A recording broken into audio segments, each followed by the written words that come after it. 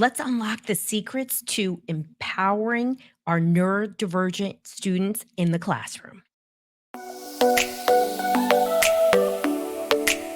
Hi, I'm Dr. Roseanne, and today we're talking about how we can help our kids who are neurodivergent be better advocates for themselves, how you can better advocate for our kiddos so they can be more successful, not just in school, but how this translates into the social world and in their life. So, let's start off by talking about our most common challenges, right? So, neurodivergence is everywhere. It's at least 25% of the US population, but it doesn't mean we worry any less about our kiddos, right? I have a math disability, I'm neurodivergent. Clearly, I'm smart, and I spent a lot of time thinking I wasn't, so I didn't really take school seriously. It was the 70s and 80s. Um, until I went to college. And I'm a mom of neurodivergent kids. And it's so interesting because, my Giancarlo doesn't even know that his dyslexia is really such an Achilles heel for him, even though it was really hard to learn how to read. He actually thinks it's his superpower. And he's probably right. He's got a lot of their other superpowers, including very long eyelashes. Um,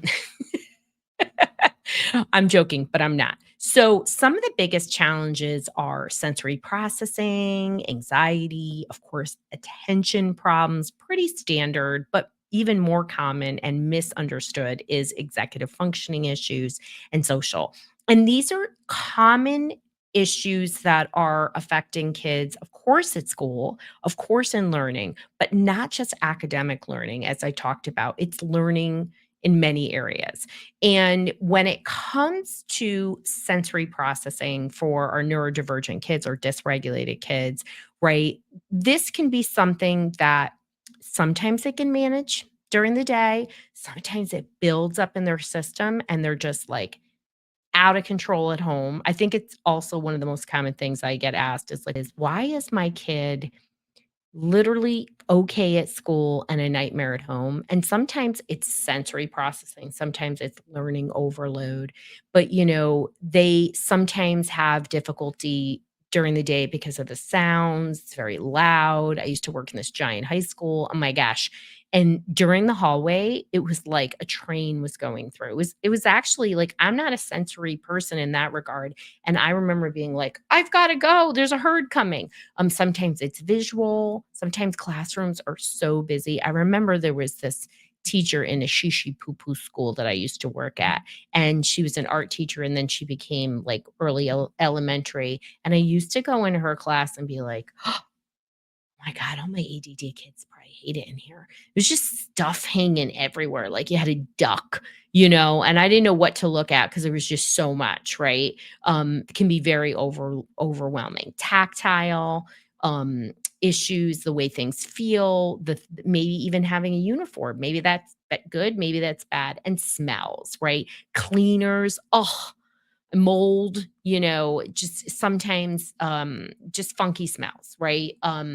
Or strong smells of different kinds, right? And this can affect your child's learning. It can affect their emotional regulation.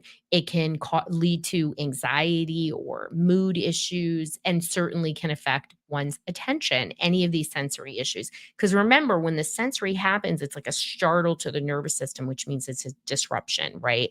And some of my favorite things to do, obviously, are movement based activities to help your kids, give kids a sensory break. I've seen high school teachers be like, okay, everybody, before we get started, stand up and do a series of exercises. Certainly, when you're in elementary and you're captive in Mrs. Sullivan's class, she's playing the music, everybody's dancing. You have lots of opportunities to kind of help your body deal with these sensory issues, right? Some other of my favorite accommodations that kids can have are headphones. They even have those really cool ear blocker things that calm your nervous system. Uh, and headphones are tricky because then the other teachers get their panties in a bunch if they see your kids with headphones. So sometimes using something else can be really helpful. I know my Max has to have his headphones because he has ringing in his ears. And sometimes people will say things like, "Oh, do you mind that he's, like on his, headphones or whatever." Of course, I won't let him have Bluetooth because that causes cancer. So he's got the ones that are really obvious, right? Sometimes the visual components, what are things you can do? You can have dim lights.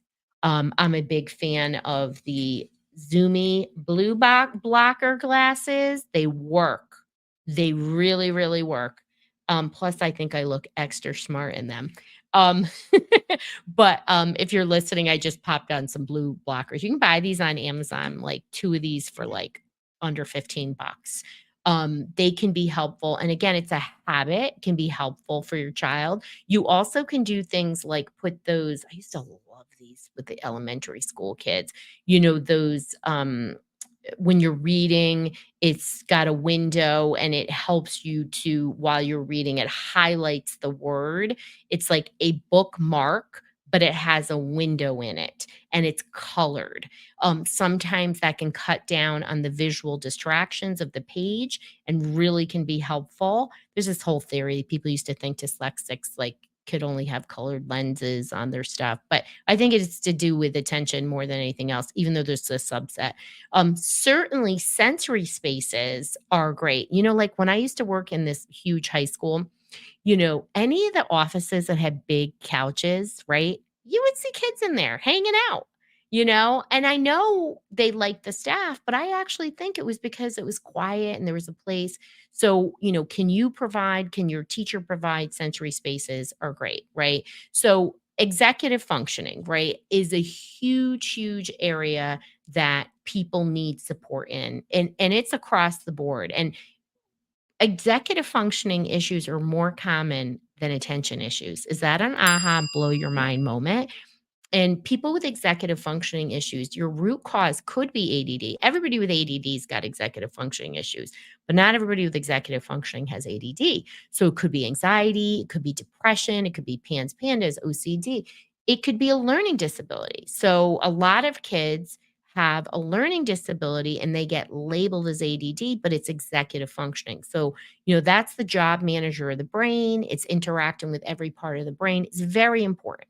So, what are some real accommodations? What are some things in an IEP? So, one, it should be taught if your child is weak in that and they have an IEP. And that's not checklists. Go back and listen to the other episodes on it. It's not checklists. It's not only things like timers and technology. You want to teach the skills. Executive functioning skills can be taught. So always start with the end in mind. So you're going to get them to future think. So you're going to have them see the end result and work backwards. And this can be done, it can be taught.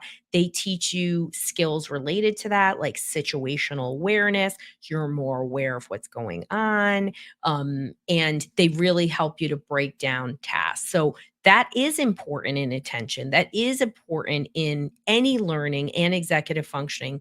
Kids can really be intelligent and have no idea how to break things down. It may feel overwhelming.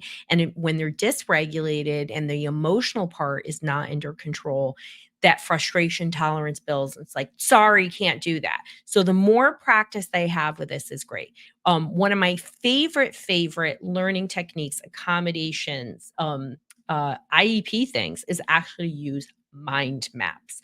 I find myself talking about this with just about every single parent who comes to me for our one-to-one brain behavior reset program. And if you're interested in working with us, we only take a small amount of people every month. You can go to drroseanne.com/help and just know that's a solution matcher and it's going to match you to where you need to be. It may not be coming to see Dr. Rowe, even though I do love when people come to see me. I got a whole family coming out with me for 2 weeks tomorrow. So when we are, talking to people, these mind maps, how can you use them, right? So when you're reading, when you're talking about executive functioning, to make things visual, right? To have that centerpiece, if you can remember what a mind map is, like a center topic, right? Washing the dishwasher. What are the steps? Washing, things and putting them in the dishwasher, right? So how do you do that? You can break the task down. How do you write about the dishwasher being invented? You're writing a paper, put it on that mind map. So our kids don't always have that schemata where things are tied together in the way they're supposed to. So they spend a lot of inefficient time and they waste memory, they waste attention searching for things.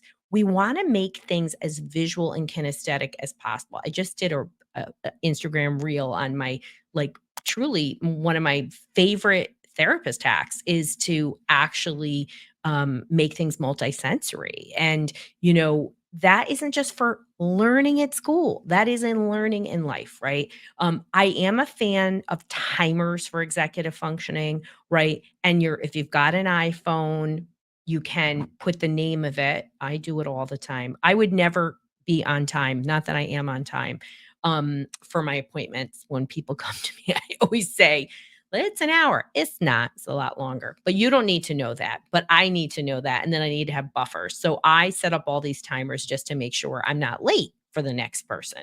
So, but those timers can be helpful. There are ones besides iPhones. And if your child's got accommodations, right? So, what are other ways we can help neurodivergent students, right? And our neurodivergence means our brains are wired differently, right? It doesn't mean bad. It doesn't mean we should put people in a box. It means that we have to meet them where they're at and we have to help them to learn. And that's what schools are going to have to do and that's what they are doing. I mean the good ones, right? And good teachers. So we want to help them be, what are the advocacy components that they need, right? So do they have a 504? Do they have an IEP? I have a great resource. Check the show notes for that. And what are those accommodations? Some of those we talked about for sensory executive functioning. Do they need those? Do they need to be formal, right? If your child is regularly requiring something and you need their ADD, their anxieties getting in the way, you really should have a 504 or an IEP if they need direct instruction. And you want to teach them to be their own advocates. I talk a lot about Kat, our intern. I started working with her when she was 10 years old, right? She's 21. She's back again, our intern. Hopefully, Kat's coming back to actually work for me next year. She is a fierce advocate. Listen to that episode. And it's about educating yourself about what are your needs, speaking up. Um, and that's really important for kids to learn that. And of course, being polite about it and what are the words they should use, help them problem solve when a teacher isn't doing that, and step in when they're not, right? In terms of what are things that you could be doing, beyond that, right? So, is there assistive technology? Is there sensory components that are available at school and through an occupational therapist consult or whatever? Ask. What social emotional components are available? Is there group, and are there extracurricular activities that could benefit your kids? Like literally say, here's what's going on with my kid. They're struggling with this. What in these realms, what are things that are available? A lot of times that's what I would do, and the parents would be like, it's just crazy to think that I had to bring you in to ask that. I'm like, that's what advocates are for. And advocates are amazing. If you're really struggling, I would highly encourage you to have an advocate so you have the right components for your child's educational needs. And just like think about this, just like Kat, right? Kat was a dyslexic, she struggled. She really became successful because we identified what was going on with her, through testing, a brain map. She got the right supports, but honestly, her parents were the most fierce advocates and they taught her how to advocate. And through a lot of micro actions in creating a team at school, um, schools, right, from elementary to middle to high school had their own challenges. But just don't give up and know that, it's going to be okay when, you have a neurodivergent kid, when you get them the right supports at school and they're going to be successful just like Kat.